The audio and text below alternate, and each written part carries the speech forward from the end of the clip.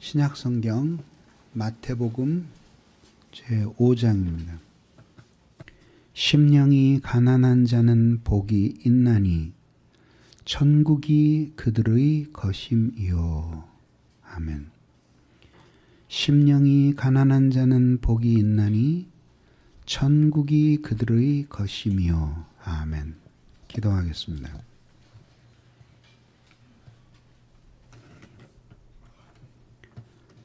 사랑이 많으신 하나님, 오늘 이 시간에도 저희와 함께해 주시옵소서. 오늘 말씀을 통해 저희들이 주님을 배웁도록 도와주시옵소서. 예수 그리스도의 이름으로 간절히 기도드리옵나이다. 아멘.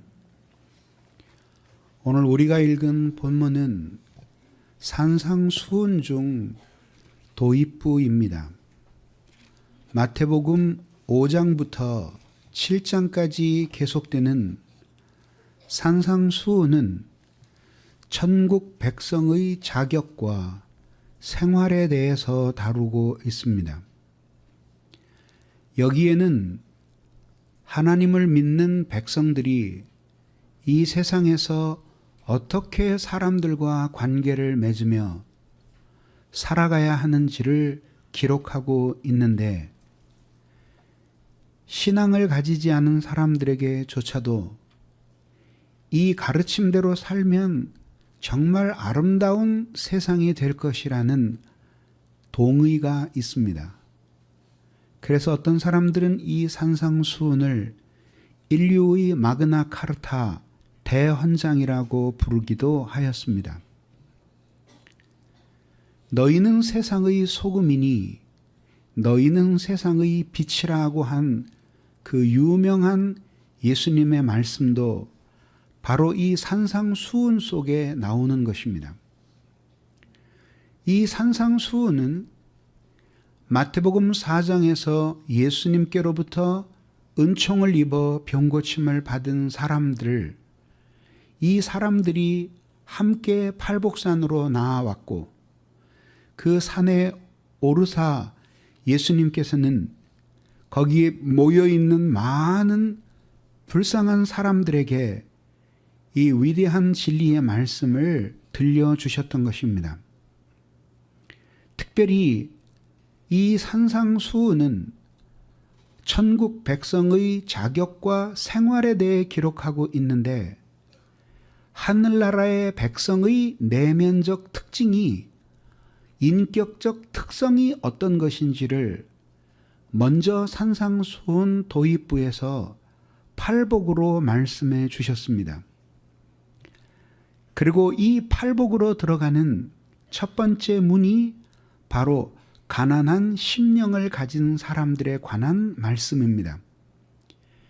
우리말 성경에는 심령이 가난한 자는 복이 있나니 이렇게 되어 있지만, 히라보 성경에는 복되도다 심령이 가난한 사람들이여 라고 나옵니다. 여기에 복이 있나니 라고 할 때에 히라보로 마카리 호이라고 하는 이 단어는 일반적인 복을 의미하는 것이 아니라 하나님의 자녀들, 하나님과 언약 관계에 있는 백성들이 독점적으로 누리는 신령한 복을 가리키는 것입니다. 복되도다 라고 시작되는 이 동일한 선언을 성경 중 시편 1편이 가지고 있습니다. 시편 1편은 이렇게 말합니다. 복이 있는 사람은 악인들의 꾀를 따르지 아니하며 죄인들의 길에 서지 아니하며 오만한 자들의 자리에 앉지 아니하고 라고 나오는데, 이것이 바로 히브리어 성경에는 복되도다 이러저러한 사람이여 라고 나옵니다. 그래서 예수님이 이렇게 복이 있나니 라고 말씀하셨을 때 예수님의 마음에 있었던 그림은 시편 1편의 그림이었을 것입니다.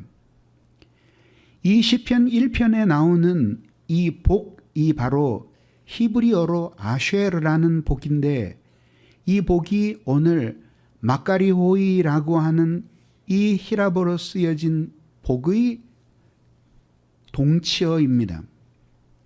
구약 성경에서 복이라고 이야기할 때 크게 두 단어가 있는데, 하나는 베라카라는 단어입니다.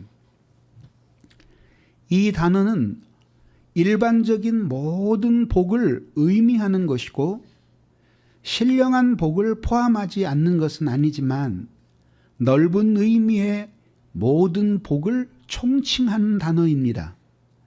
그렇기 때문에 이 베라카의 복은 언약 백성들만이 아니라 하나님의 언약과 상관이 없는 이방 백성들도 받을 수 있는 복을 포함하고 있었습니다.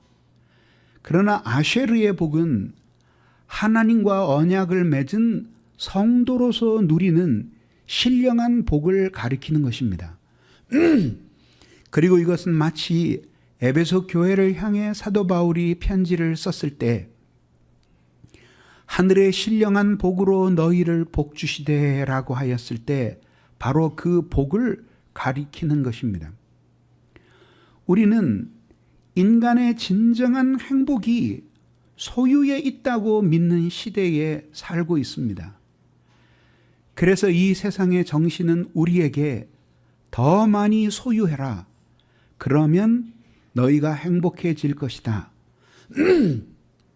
다른 사람보다 더 많은 물질과 재화를 소유해라. 그러면 행복해질 것이다. 다른 사람보다 더 많은 권력을 손에 넣어라. 그것이 너희의 행복을 보장할 것이다. 라고 말하는 시대에 살고 있습니다. 그러나 오늘 성경은 인간의 진정한 복됨이 소유가 아니라 인간의 사람 됨됨이에 있다는 것, 즉 마음에 있다는 것을 보여주고 있습니다. 더욱이 하나님의 자녀들은 진정한 행복이 바로 그 마음 안에 하나님의 통치를 받으며 그 하나님 때문에 행복한 사람이 되는 그것이 진정한 행복에 이르는 길임을 우리는 기억하여야 하는 것입니다. 어떤 사람들이 종종 저에게 그런 질문을 합니다. 너희는 세상의 빛이라고 말씀하셨는데 아무리 생각해도 우리는 빛이 아닌 것 같습니다. 라고 말입니다. 먼저 예수님께서 너희는 세상의 빛이라, 세상의 소금이라고 말씀하셨을 때 그 사람들이 어떤 사람들인지를 생각해야 합니다.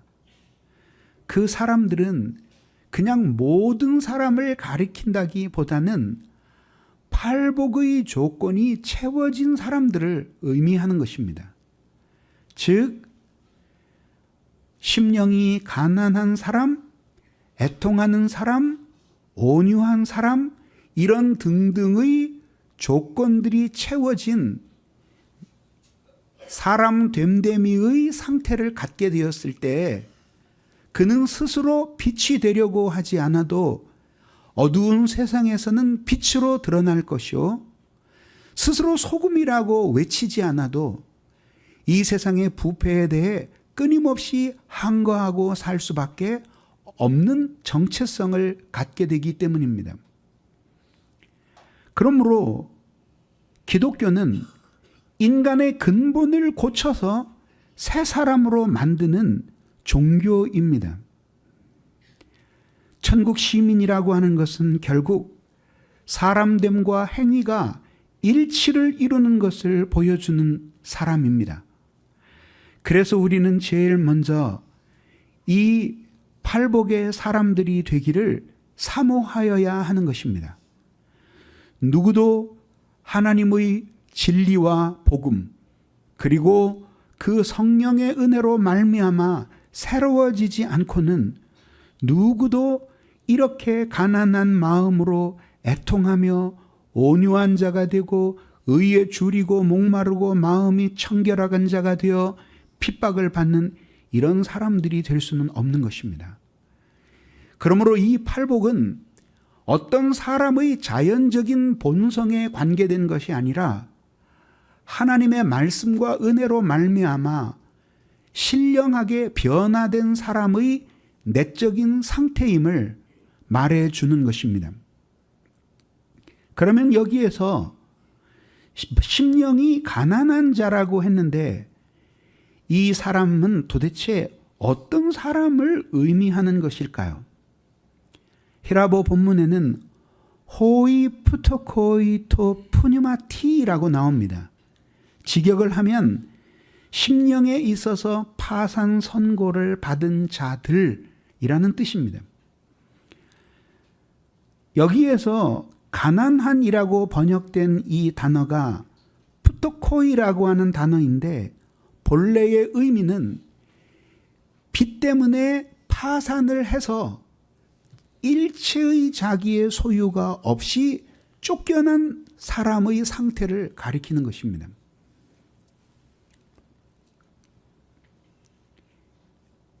이 사람이 오늘 여기서 말하는 심령이 가난한 사람입니다. 우리는 먼저 심령이 가난한 자에게 무슨 복이 약속되었는지를 살펴보겠습니다. 심령이 가난한 사람들에게는 하나님이 천국이 저희 것이며 라고 말씀을 하셨습니다. 2번째부터 8번까지 하나님이 주시는 복들이 각각 나타나는데 이 복들은 모두 하나님 나라에서 천국 시민으로서 하나님 때문에 누릴 수 있는 복들의 일부분들로 이루어져 있습니다. 즉 애통하는 사람들에게는 하나님이 위로를 주십니다. 자기의 죄를 인하여 애통하고 이 땅에 이루어지지 않은 하나님의 나라 때문에 눈물을 흘리는 사람들에게는 위로를 주십니다. 이 위로는 하나님의 나라에 있는 백성들의 특권입니다. 그런가 하면 마음이 온유한 사람들에게는 하나님이 땅을 주십니다. 부동산을 소유하게 하신다는 뜻이 아니라 이 땅에 있는 사람들에게 거룩한 가마를 끼쳐 그들로 하여금 그 사람의 영향을 받게 하신다는 뜻입니다. 그런가 하면 하나님께서 의에 줄이고 목마른 사람들에게는 하나님이 그의 마음과 정신을 배부르게 만들어 주셔서 만족을 주십니다. 이렇게 해서 7가지의 모든 복들은 하늘나라에서 누리는 부분적인 복들입니다. 이 부분적인 7개의 복들 중 최고의 위치에 있는 복은 5번째의 복인 마음이 청결한 자는 하나님을 볼 것이요 라고 하는 복입니다. 이 복은 8복 중 최고의 복이에 틀림이 없습니다마는 그것도 하나님의 나라에 들어갔기 때문에 누리는 복이죠. 그런 점에서 보면 애통하고 그리고 온유하고 의에 줄이고 목마르고 마음이 청결하고 이런 사람들에게는 하나님이 부분적으로 복을 말씀하셨지만 심령이 가난한 사람에게는 천국을 통째로 주겠다고 말씀하신 것이죠. 그래서 가난한 심령은 하나님 나라의 백성이 되는 가장 중요한 자격이고 팔복에 이르는 문이라고 말할 수 있는 것입니다. 천국을 모두 받는 사람이 있으니 이 사람이 바로 심령이 가난한 사람들입니다. 심령이라고 번역된 이 단어는 우리의 생각과 마음이 있는 우리의 내면의 정수를 가리키는 것입니다. 바로 거기가 파산 선고 받은 것처럼 비참하게 된 사람, 그 사람에게 하나님이 천국을 통째로 주겠다고 말씀하시는 것입니다. 하나님은 당신의 나라를 이런저런 인간의 행위나 의로운 행실이 아니라 가난한 심령을 가진 사람들에게 통째로 주겠다고 말씀을 하심으로써 예수 그리스도의 오심과 함께 우리에게 임하는 하나님의 나라의 성격이 얼마나 영적이고 신령한 것인지를 보여주고 계십니다. 우리가 잘 아는 바와 같이 하나님을 향한 우리의 최고의 신앙의 표현은 경외심입니다.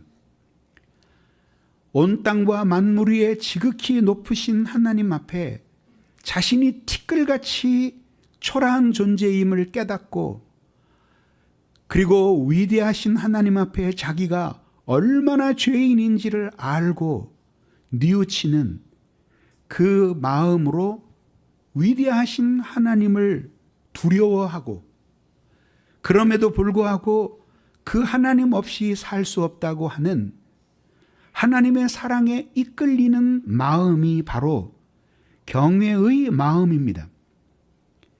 이 경외심은 따라서 하나님을 향한 떨리는 두려움과 이끌리는 사랑으로 이루어져 있습니다. 그런데 이러한 하나님을 향한 지극한 떨리는 두려움과 그럼에도 불구하고 이끌리는 사랑을 가지고 있다고 하는 가장 경외의 진수 부분이 바로 이런 하나님 없이 살 수 없다고 하는 하나님을 향한 지극한 목마름인 것입니다. 이 하나님을 향한 갈망, 이것은 단순한 두려움과 호기심 어린 사랑을 능가하는 경외의 진수입니다. 그러므로 한 사람이 하나님을 간절히 갈망하는, 주님의 도움이 아니면은 어찌할 수 없다라고 하는 절대적인 의존의 마음은 율법 모든 것을 행한 그 의보다도 훨씬 뛰어난 의로 인정을 받고 있는 것입니다. 마음이 하나님께 정복된 사람은 반드시 하나님의 뜻에 순종하며 살 수밖에 없지만, 이러저러한 행실로 하나님의 뜻을 부분적으로 따르며 산다고 할지라도 마음이 자신에게 지배된 사람들은 자기를 임금 삼은 삶을 살 수밖에 없는 것입니다. 기도 시간이 되었을 때에 두 사람이 기도하려고 성전에 올라갔습니다. 한 사람은 율법대로 살려고 애를 쓴 바리새인이었고, 또 한 사람은 그렇게 살지 못한 죄인인 세리였습니다. 성전에 올라간 이 바리새인은 하나님께 감사의 기도를 유창하게 드렸습니다. 나는 일회에 2번씩 금식하고 11조를 드리고 이 세리와 같이 이러저러한 죄도 짓지 않았습니다 라고 고백을 했고, 그것은 모두 거짓이 없는 사실이었습니다. 객관적인 기준으로 볼 때에 바리새인은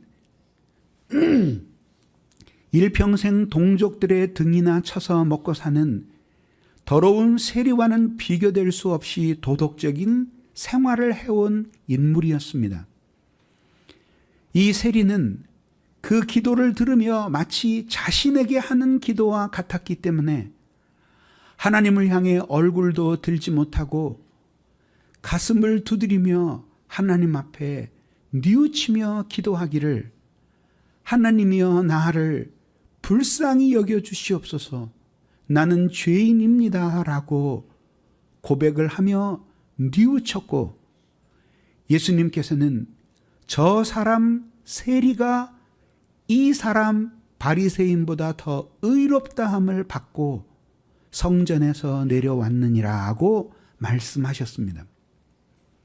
이것은 이제 하나님의 나라에 들어가는 천국 시민의 자격이 얼마나 의로운 일을 했느냐, 선하게 살았느냐가 아니라 얼마나 마음속으로 하나님을 갈망하고 그 하나님 앞에 파산 선고받은 것처럼 주님을 의지했는가를 보여주는 것입니다. 그러므로 여기서 심령이 가난한 사람이라고 하는 것은 지푸라기라도 잡을 것처럼 하나님을 전심으로 의지할 수밖에 없는 하나님께 집중된 마음의 상태에 도달한 그런 사람을 가리키는 것입니다. 우리가 이런저런 일로 하나님을 섬기고 하나님의 자녀의 이름값이라도 하면서 산다고 칩시다. 그러나 우리의 마음이 정말 파산 선고받은 어린아이처럼 되어서 아버지를 전심으로 의지하고 그분을 만나려고 하는 가난한 마음이 되는 적이 얼마나 적은지를 한번 생각해 보십시오. 지금도 잊혀지지 않는 기억이 있습니다. 봄철이면은 벚꽃놀이를 구경하러 간다고 어린 시절에 창경원 애들 많이 모였고 사람이 정말로 밟힐 정도로 많았습니다. 하루에도 수십 명의 아이를 거기서 잃어버립니다. 아이는 이제 오랜만에 외출을 즐거워하며 풍선도 들고 먹을 것도 들고 그러면서 까불면서 이리저리 뛰어다니다가 인파 속에 섞여서 엄마 아빠의 손을 놓쳤습니다. 잠시 후 정신을 차려서 주변을 돌아보니 가족들이 보이지 않았을 때 이 아이는 새파랗게 질린 얼굴이 되어서 울기 시작합니다. 이제 풍선도 필요 없고 먹을 것도 필요 없고 그리고 재미있는 동물 구경도 아무 흥미가 없습니다. 왜? 부모를 잃어버렸기 때문이죠. 그것이 바로 가난한 마음입니다. 이렇게 울고 있는 아이는 부모 이외에 무엇으로도 달랠 수 없습니다. 더 맛있는 사탕을 준다든지 더 많은 풍선을 준다든지 더 많은 동물들을 보여준다고 해도 이 아이의 울음을 그칠 수가 없습니다. 그러면 여러분들은 한번 이런 가난한 심령이 되어보신 적이 있습니까? 하나님 이외에 무엇으로도 대신할 수 없는 갈망을 갖고 주님 앞에 나의 많은 죄를 용서해 달라고 나를 인생의 이 곤궁한 깊은 웅덩이와 수렁에서 건져내 달라고 나도 어찌할 수 없는 이 사망의 음침한 골짜기에서 나를 구출해 달라고 마치 봄날에 부모를 잃고 동물원에 홀로 떨어진 아이처럼 그렇게 하나님을 향하여 매달려 보신 적이 있느냐고 묻는 것입니다. 이게 바로 마음에 파산 선고 받은 사람들의 모습입니다. 여러분들은 지난 한 주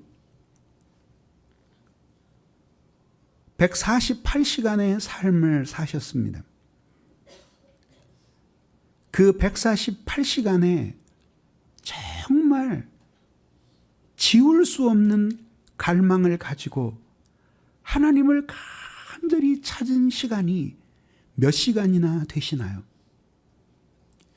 하나님의 은혜로부터 멀어진 자신의 비참한 영혼의 상태를 생각하며 이 세상 어디에서도 자신의 영혼의 상태를 개선할 것을 찾을 수가 없어서 어린아이처럼 주님의 은혜만을 구하며 눈물로 매달려 본 기도의 시간이 단 한 시간이라도 있으셨습니까? 인생의 여러 가지 난관을 만나고 스스로 벗어나 보려고 애를 쓰지만 한계에 도달했을 때 하나님이 이 난관을 통해서 나를 깨우치시고 나를 부르고 계시구나 하는 사실을 깨달으며 이런 어려움을 만나게 된 모든 것들이 나의 죄 때문이라고 뉘우치며 용서해달라고 어린아이처럼 울어보신 시간이 있습니까? 사랑하는 사람들의 행복을 위해서 마음을 쏟아 간절히 빌어주며 내가 불행해지더라도 그들이 진정한 행복에 도달하게 해달라고 그 일을 하실 수 있는 분은 우리 하나님밖에 없다고 마치 여종이 주모의 손을 바라며 종이 상전의 눈빛을 향하여 희망을 품으며 매달리는 것처럼 그렇게 주님께 매달려 본 마음을 쏟는 시간이 있으셨는지요? 그러면 우리는 그럭저럭 잘 살아가고 있다고 믿고 있기 때문에 하나님께 이렇게 가난한 마음이 안 되는 것일까요? 결국 우리의 삶의 궁극적인 문제가 무엇일까요?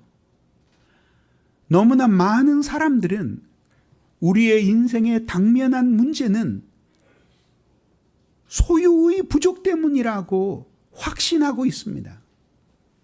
이러저러한 것들을 내가 손에 넣고 그것을 누릴 수 있다면 나는 지금의 이 괴로움이 다 사라진 행복한 상태에 도달할 수 있을 것이라고 많은 사람들이 생각합니다.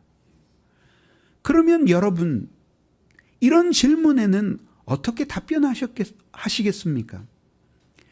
예전에 우리는 지금보다 더 가난하고 비참한 삶을 살 때도 있었고 믿음으로 살았기 때문에 그 가난하고 어려운 시절에도 우리 스스로 불행하다고 생각하지 않고 주님을 의지하며 폭풍과 같은 우리의 인생길을 헤쳐오던 기쁨의 시간들은 어떻게 설명할 수 있겠습니까? 우리의 욕망은 하나님도 만족시키실 수 없습니다.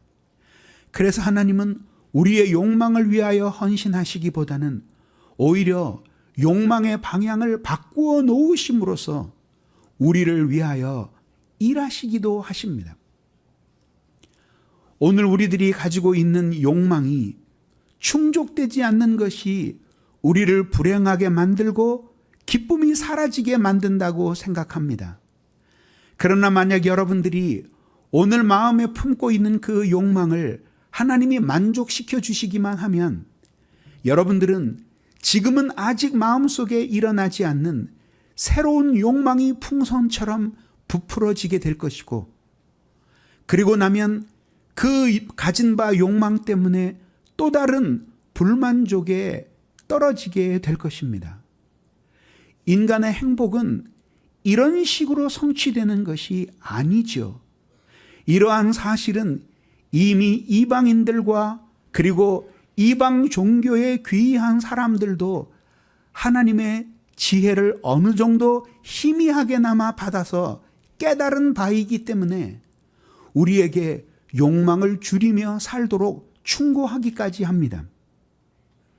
결국 우리의 인생의 문제는 많은 고통들이라고 생각하지만 이 고통들은 단지 우리 안에 하나님의 나라가 이루어지지 않은 병적인 증상들일 뿐입니다. 이렇게 하나님의 나라가 우리 안에 이루어지지 않은 병적인 증상들 때문에 고통하고 이 속에서 더 많은 욕망을 부추기며 그 욕망을 성취함으로써 행복에 도달하려고 하는 사람은 필연적으로 하나님을 대적하지 않으면 안 되는 것입니다.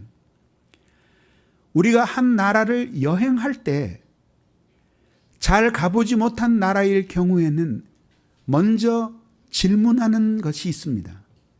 그 나라의 치안은 안전합니까? 라고 묻습니다.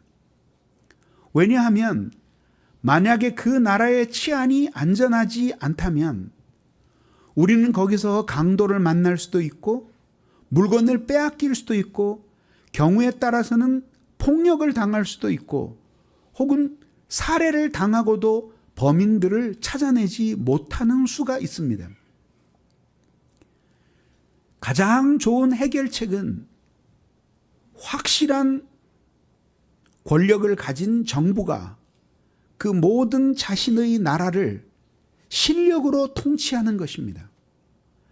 나라가 그렇게 법과 질서를 가지고 다스린다면 남의 재물을 탐내는 사람이라도 감히 도둑질하지 못할 것이며 어떤 미운 감정을 가진 사람이라도 다른 사람들을 해치지 못할 것이기 때문입니다. 그러므로 만약에 하나님이 우리의 마음과 삶 속에 오셔서 친히 다스리시기만 하면, 통치해 주시기만 하면 오늘 하나님을 멀리 떠난 가운데 우리의 인생을 고통스럽게 하고 있는 모든 문제들은 해결되는 것이죠. 그런데 문제는 이것입니다.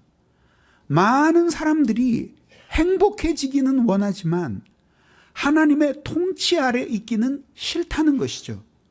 즉 하나님의 통치를 받으며 행복하게 살려고 하지 않고 행복해지기는 하되 하나님의 통치는 받지 않으려고 하는 것이죠. 여기에서 인간의 모든 불행과 그리고 비참함이 비롯되는 것입니다. 다시 말해서 마음이 하나님의 통치는 싫어하고 하나님처럼 행복해지고자 할 때 인간의 정념은 고르지 않게 되고 여기에서 모든 인간의 범죄와 불순종이 싹트게 되는 것입니다.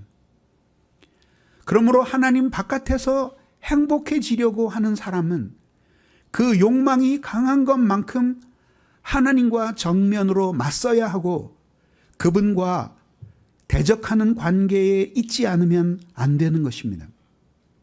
그러면 우리의 선택은 단 두 가지입니다. 하나님 안에서 진정으로 행복한 사람이 될 것인가, 아니면 하나님 바깥에서 하나님과 대적하는 사람이 될 것인가 하는 것입니다. 우리의 이성은 두 번째 답이 분명히 틀렸다고 가르치고 첫 번째 명제를 따르도록 지시합니다. 그러나 우리의 아직 하나님의 말씀에 의하여 다스려지지 않은 오만한 불손한 마음들이 우리 자신을 충동질하고 이로 말미암아서 행복해지기는 갈망하되 하나님의 통치 속으로 들어가려고 하지는 않는 것입니다. 이 속에서 우리는 자아의 찢어짐을 경험하게 되고 특히 하나님의 자녀들은 마음으로는 하나님의 사랑을 받고 그분의 통치 아래서 복되기를 원하지만 실제 마음 또한 구석에서는 하나님의 통치 없이 자기를 임금 삼은 삶을 살면서 행복해지기를 원하게 되는 것입니다. 누구도 이런 긴장 관계가 없이 사는 사람이 없고 이런 긴장의 관계가 격돌하게 될 때에 자기의 힘으로 이 모든 어려움 속에서 헤어나올 사람들은 아무도 없는 것입니다. 그렇기 때문에 하나님께서는 종종 우리의 마음을 때려 우리도 끊을 수 없는 이 세상 사랑의 줄을 끊게 하시고 마음속으로 하나님의 은혜를 갈망하지 않으면 안 되게끔 우리의 삶의 상황들을 변경하시는 것입니다. 그러므로 오늘 가난한 마음을 가진 사람들에게 천국을 주겠다고 약속하신 예수님의 이 첫 번째 팔복의 선언은 그야말로 적절한 것이 아닐 수가 없고 우리는 이 천국 백성으로서의 삶을 사는 유장한 교훈들을 받아들이기에 앞서서 제일 먼저 우리의 마음을 살피지 않을 수 없게 되는 것입니다. 정말 우리가 하나님 앞에 가난한 심령이 되어본 적이 있습니까? 사슴이 시냇물을 찾기에 갈급한 것 같이 그리고 어린아이가 부모를 잃어버리고 길거리에 버려진 것처럼 그렇게 피 어린 울음으로 주님을 찾아본 적이 있느냐고 묻는 것입니다. 근심과 염려로 썩이며 살아온 세월들은 5년, 10년이 지나도 인격을 뒤틀리게 말들고 마음을 상처에 물들게 하는 것 이외에 아무것도 더해주지 못합니다. 그러나 하나님의 은혜에 목마른 사람들, 주님의 도우심에 갈급한 사람들, 마치 버려진 아이가 그 부모를 찾으며 울부짖는 것처럼 주님만이 자신의 구원자일 것이라고 믿고 하나님 앞에 매달리던 사람들은 하나님께서 인간이 이해할 수 없는 방법으로 그들을 행복하게 하시는 것을 체험한 사람들입니다. 그러므로 천국에 이르는 문은 인간의 마음에 있고 인간의 심령이 깨뜨려질 때 굳게 닫혔던 그 문도 함께 열리는 것입니다. 하나님은 당신이 이 모든 일들을 주관하시지만 깨뜨려지려는 사람들의 마음을 깨뜨리시고 상하고 싶어하는 사람들의 마음을 상하게 하셔서 당신의 은혜를 찾게끔 만들어 주시는 것입니다. 하나님의 은혜와 인간의 의지는 이 지점에서 신비한 연합을 이루며 이 모든 것들이 분할된 역할 분담을 통해서가 아니라 오직 하나님의 은혜에 의해서 우리를 가난하게 하시고 오직 가난한 심령을 가진 사람들의 마음속에 오셔서 그들의 마음에 주님을 향한 어린아이 같은 갈망을 넣어주시는 것입니다. 한번 생각해 보십시오. 여러분들이 오늘 하나님께 불순종하고 주님을 멀리 떠나 미적지근한 신앙생활을 하면서 살아간 인생의 마지막 순간까지 여러분들은 그렇게 계속된 삶을 살면 행복할 수 있을까요?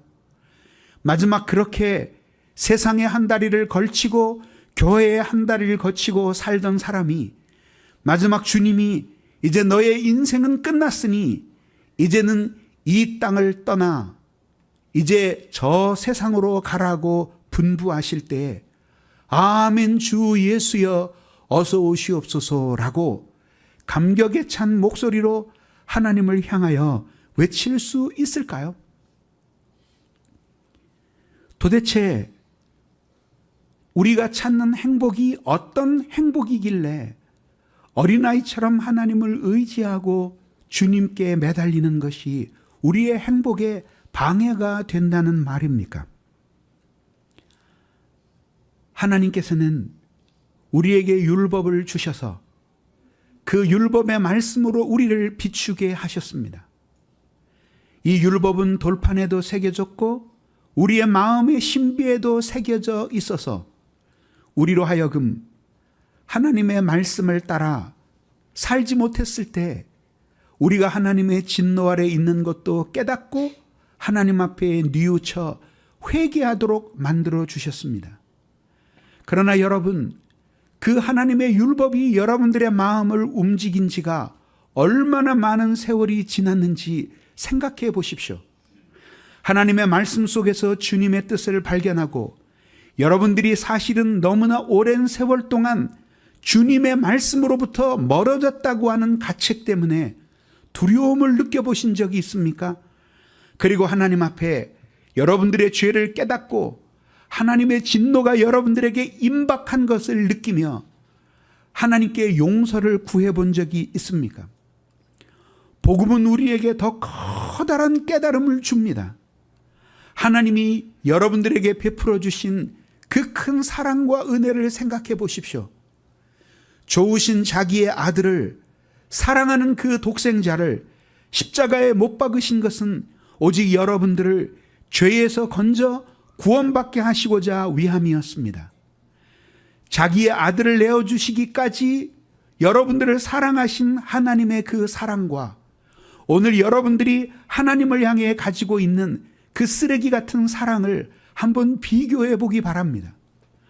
주님의 신실하심과 여러분들의 변덕스러움을 비교해 보시기 바랍니다. 고난 속에서도 여러분들을 버리지 않냐고 굳게 붙드셨던 주님의 신실하심과, 그리고 어려움이 있었을 때 어려움 때문에 주님을 버리고 형통할 때는 형통하기 때문에 하나님 마음에 두기 싫어했던 여러분들의 변덕스러운 생활들을 대조해 보십시오.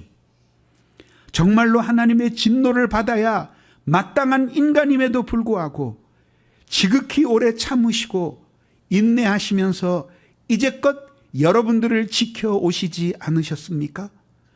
언젠가는 여러분들이 착한 마음을 품고 돌이켜 당신께로 돌아와 당신의 통치를 받으며 당신을 섬기는 백성이 될 것이라는 희망 때문에 여러분들을 버리지 않고 여지까지 먹이고 입히고 기르시고 시시때때로 은혜를 주셔서 인생길에 넘어지기는 하였지만 아주 쓰러져 마귀에게 짓밟히게까지 내버려 두시지는 않으셨던 것입니다. 그러나 여러분, 우리의 마음속에는 이런 가난함들이 얼마나 쉽게 사라졌는지 생각해 보십시오. 우리의 마음이 가난했을 때 나 같은 인간이 십자가의 은혜로 구원받은 것은 날마다 신비한 것이었고, 이렇게 쓰레기 같은 죄인이 거룩한 교회의 성도 중 한 사람이 되었다는 것은 감당할 수 없는 축복이라고 늘 고백을 하며 눈물을 흘렸습니다.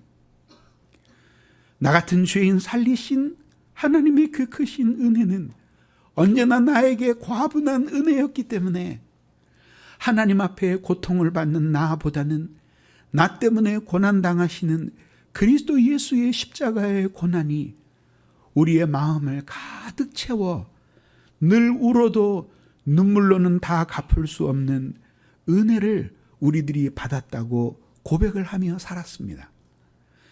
그 은혜와 사랑이 우리로 하여금 이름 없이 빚도 없이 섬기게 했고, 이 세상에서 주님이 주시는 모든 것들을 주님의 나라를 위해 쓰지 않을 수 없도록 만들어 주셨습니다. 이렇게 하나님이 날마다 베풀어 주시는 은혜 안에 살면서 우리의 모든 관심사는 우리 안에 이루어진 것 같은 이 하나님의 나라가 나의 사랑하는 형제들의 마음 속에, 나의 사랑하는 교회 속에, 이 지구상에 존재하는 모든 그리스도의 몸인 보편교회 속에 이루어지기를 갈망하면서 우리는 지구 한 구석에서나마 주님을 위해 쓰임받는 그것에 감사하며 살 수 있었던 것입니다. 그래서 우리의 간절한 소원은 하나님의 뜻이 하늘에서 이루어진 것처럼 이 땅에서도 이 미천한 나를 통해 티끌만큼이라도 이루어지는 것 때문에 하나님 앞에 감격하며 살 수 있었던 것입니다.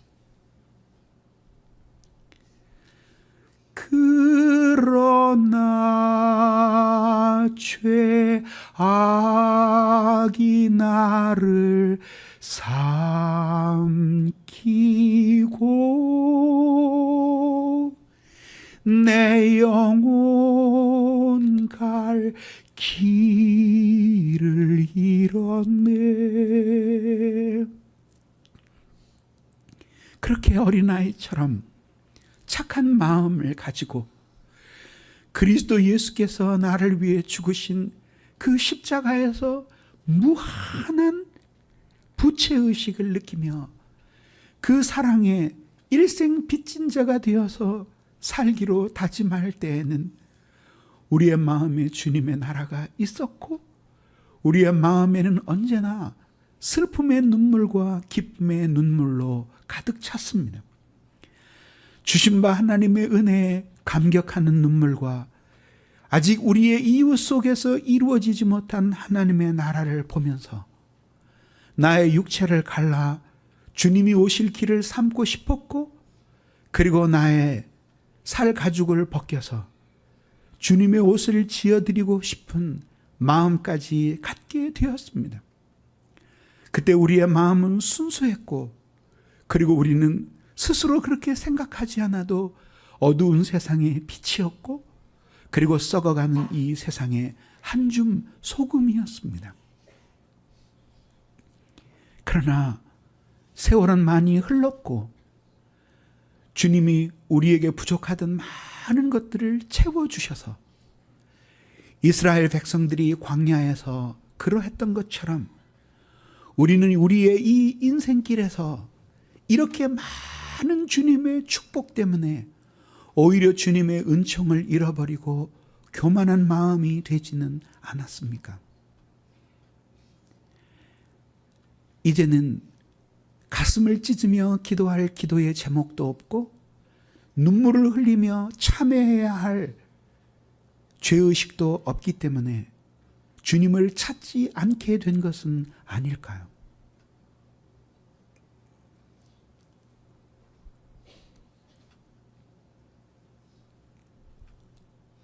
세월이 많이 흘렀어도 신앙의 원리는 언제나 동일한데 그것은 하나님이 당신을 간절히 찾는 사람들에게 나타나 당신을 주신다는 것입니다. 그러므로 살았다 하는 이름은 가졌으나 실상은 죽은 자처럼 살아가던 삶에서 돌이키셔야 합니다. 그리고 어린아이처럼 하나님 앞에 기도하지 않으면서도 혼자 넉넉히 살아갔던 것에 대해 그것이 바로 불순종이고 교만이었다는 사실을 깨달으며 주님 앞에 진실하게 회개하여야 합니다. 그리고 수많은 날 동안 마음을 썩인 근심이야 여러분들의 마음을 더럽혔을 뿐이지만 하나님께 매달리는 간절한 기도는 여러분들을 이 불순종과 불신앙의 늪에서 건져 거룩하신 하나님을 향하여 살게끔 만들어줍니다. 나는 여러분들의 영혼의 목자이신 우리 예수님께로부터 교회를 돌보고 여러분들의 영혼을 인도하도록 보냄을 받고 여기에 있습니다. 그래서 주님처럼 완전한 마음은 아니지만 비슷하게나마 닮은 마음이 나에게 있습니다. 어떤 때는 이것이 충만할 때도 있고 그렇지 못할 때도 있지만 언제 이 마음이 완전히 사라지는 적이 있겠습니까? 제 눈에 여러분들 중 많은 사람들은 하나님의 자녀가 되었음에도 불구하고 여전히 하나님 때문에 행복해지는 대신 하나님 없이 행복해질 길을 찾는 것처럼 보입니다. 그래서 주님은 여러분들을 구원하셨건만 여러분들은 양떼를 떠나서 먼 곳에 갔고 그리하여 찢기고 상처난 채 살아가고 있습니다. 그러나 여러분, 어찌 예수님이 그러한 방황의 삶을 살게 하시려고 자기의 아들을 십자가에 못 박아 여러분들을 구원해 한 교회를 이루게 하셨겠습니까? 오히려 지금은 여러분들이 교만했던 모든 마음을 낮추고 그리고 여러분들이 하나님을 간절히 찾을 때입니다. 가난한 심령으로 한 모금의 물을 얻기 위해서 들판을 가로지르는 목마른 사슴처럼 길거리에서 부모를 잃어버리고 입술이 파랗도록 울부짖으며 엄마를 찾는 아이처럼 그렇게 우리 주님을 찾아야 할 때가 아니겠습니까? 살았다는 이름은 가졌으나 죽은 자와 방불한 사람들이 모여서 아름다운 교회가 되는 법은 없습니다. 교회의 아름다움은 한 영혼 한 영혼의 아름다움의 총합입니다. 그리고 그 아름다움은 바로 주님이 그 사람들 안에 계시기 때문입니다. 사랑하는 성도 여러분, 한번 생애 처음으로 주님께 최고의 기도를 드려보시지 않겠습니까? 하나님, 이번에 주님이 저를 만나 주시든지 아니면 나의 생명을 거두어 가시든지 주님을 향하여 살든지 아니면 나를 향해 죽든지 한번 생사간에 내 인생의 갈 길을 보여달라고, 죽을 때까지 이런 식의 인생을 사는 것으로서는 나도 행복할 수 없는 것처럼 우리 주님도 행복할 수 없으니 예수여 나를 도와달라고 말입니다. 우리의 인생을 돌아보십시오. 우리의 힘으로 헤쳐나올 수 없는 깊은 웅덩이와 수렁 속에 빠져서 하염없이 고통 가운데 눈물을 흘릴 때 우리를 건져주신 분은 하나님이셨습니다. 오히려 우리의 인생의 모든 희망을 포기하고 사람으로 할 수 있는 모든 일들을 다 해봤으나 이제는 주님 이외에 나를 도우실 분이 없다고 포기한 그 시점에서 하나님은 당신의 위대한 능력을 잠잠히 바라보도록 우리에게 은혜를 베푸시지 않았습니까? 이렇게 매 순간 완전히 우리의 인생이 무너지는 것 같은 때마다 나타나셔서 하나님은 우리를 건지시고 도우셨고 우리의 대적들을 이겨 승리하게 하셨습니다. 어두운 길에서 죄 때문에 방황할 때에는 우리의 죄를 용서해 주심으로 당신의 품으로 다시 부르셨습니다. 갈 바를 알지 못할 때에는 진리의 말씀으로 그 길을 보여주셨고, 길을 알아도 그 길을 따라 걸어갈 힘이 없을 때에는 은혜를 주셔서 우리가 그렇게 걸어갈 수 있는 능력을 갖게 해 주셨습니다.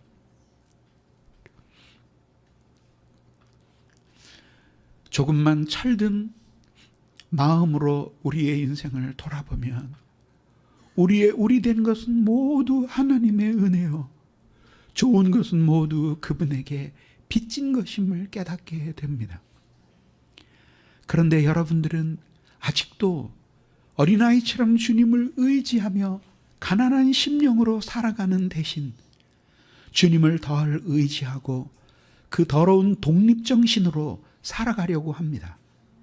무너진 기도 생활과 황폐한 말씀 생활, 그리고 마음에 하나님 두지 않고 살아가는 그 씩씩한 여러분들의 오만한 생활이 바로 그 증거가 아닙니까?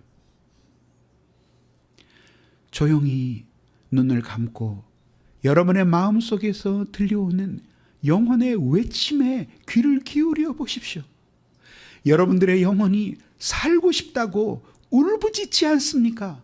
나를 위해 무엇인가는 해달라고, 내가 당신 속에서 죽을 것 같으니 무엇인가 나에게 공급해달라고, 나를 이 죽음의 고통에서 건져 살 수 있게 해달라고 외치고 있지 않습니까?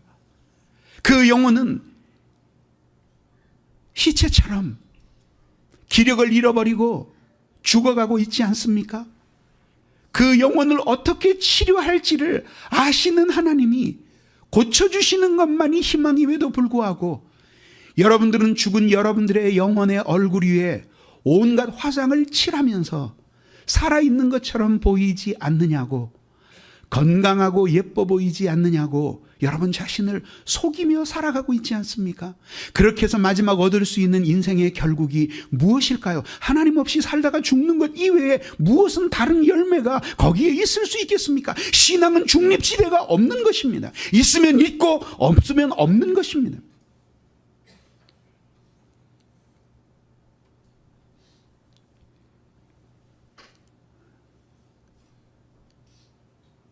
스스로 목회해온 교회니 누구를 원망하겠습니까마는 많은 사람이 예배당을 메워도 목회자의 마음은 항상 허전합니다.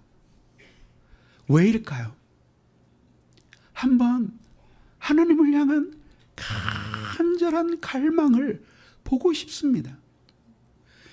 교회당 천정을 찢을 듯이 모든 성도들의 마음이 하나의 마음이 되어서 나 같은 죄인을 구속하신 십자가의 사랑 때문에 감격하고, 그리고 이 어두운 인생길에서 스스로 돌아갈 수 없는 이때에 주님께 도움을 구하며 어린아이처럼 입술이 파래지도록 매달리는 성도들의 기도의 함성이 있는 그 교회는 언제나 이루어질 수 있을까요?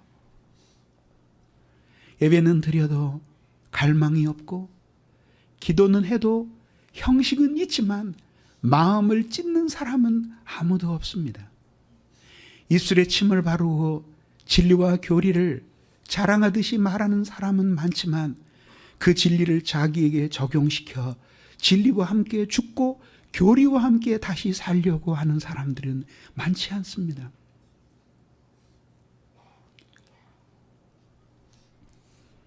눈을 들어 하늘 보라, 어두워진 세상 중에 외치는 자만 건많은 생명수는 말라서라.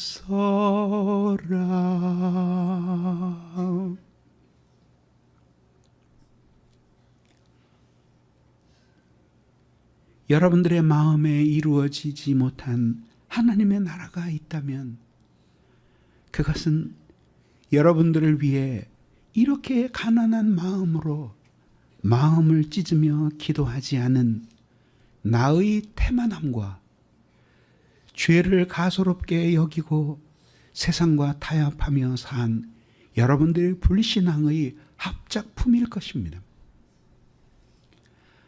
사랑하는 성도 여러분, 오늘 이 시간에 나는 주님의 이름으로 간절히 여러분들에게 말합니다. 어린아이처럼 하나님을 갈망하는 사람들이 되기를 바랍니다.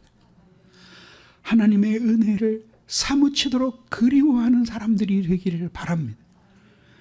여러분들의 죄를 진실하게 뉘우치며 하나님이 그 충만한 생명과 은혜를 주시기만 한다면 모든 것을 버릴 수 있노라고 다짐하고, 이번 사경회에서 예수님 만나는 사람들이 되기를 바랍니다. 기도하겠습니다.